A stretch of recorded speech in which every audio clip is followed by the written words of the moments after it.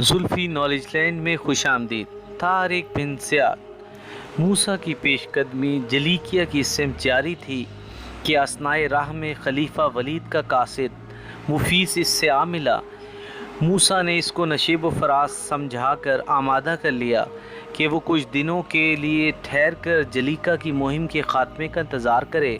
इस असना में गन्नाता के इलाके में किसी ईसाई कायद के सर उठाने की इतला मिली।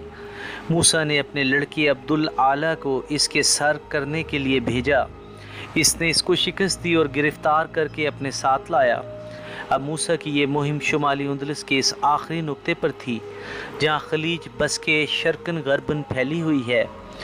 मूसा फ्रांस से बखत मुस्तकीम मगरिब में चले थे। पहले इन्हें सरजमीन बशगंस मिली, यहाँ से वो सूबह इस्तवारस पहुँचे, फिर सूबह जलीकिया में दाखिल हुए और शहर लक में क़याम करके मुख्तलिफ़ सिमतों में फ़ौजी दस्ते भेजे और वो जहाँ जहाँ पहुँचे वहाँ इन्हें कामयाबी हासिल होती गई। अगर अभी तक आपने वीडियो को लाइक नहीं किया तो वीडियो को लाइक कर लें, चैनल को सब्सक्राइब कर लें और बेल आइकन को ज़रूर क्लिक करें ताकि हमारी आने वाली वीडियोस की नोटिफिकेशन आपको मिल सके। चुनाचे मफतूहा मकामात में से लक के शुमाल में खलीज बस्के के किनारे सहरा बलाई और इससे जनूबी गोशे पर पुर्तगाल के मशहूर शहर बेज़ो या बाज़ो को अरब मौरख़ीन ने मफतूहा मकामात में दिखाया है।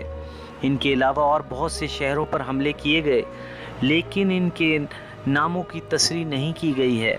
सिर्फ अजमालन ये कहा गया है कि मूसा का ये लश्कर जहाँ जहाँ पहुँचा ईसाइयों ने अतात कबूल कर ली। जिन शहरों को ईसाइयों ने खाली कर दिया वहाँ अरब व बर्बर आबाद किए गए और बेशुमार माली गनीमत हासिल हुआ। शहरों के बाशिंदों ने जजिए की अदायगी पर सुलह कर ली और इस तरह उंदलस के शुमाल मगरबी इलाके का एक बड़ा हिस्सा ज़ेर नगी हुआ और वहाँ मुसलमानों के असरात कायम हो गए।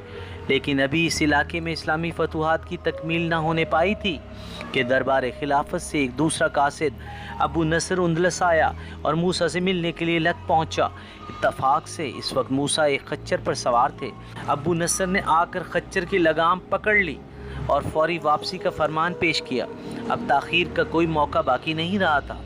मूसा ने लश्कर को वापसी का हुक्म दिया और शुमाल मगरबी उंदलस की मुहिम को ना तमाम छोड़कर दमिश्क जाने के लिए जनूब की सिमत रवाना हो गए। इधर तारिक शुमाल मशरकी इलाके की मुहिम पर भेजा गया था।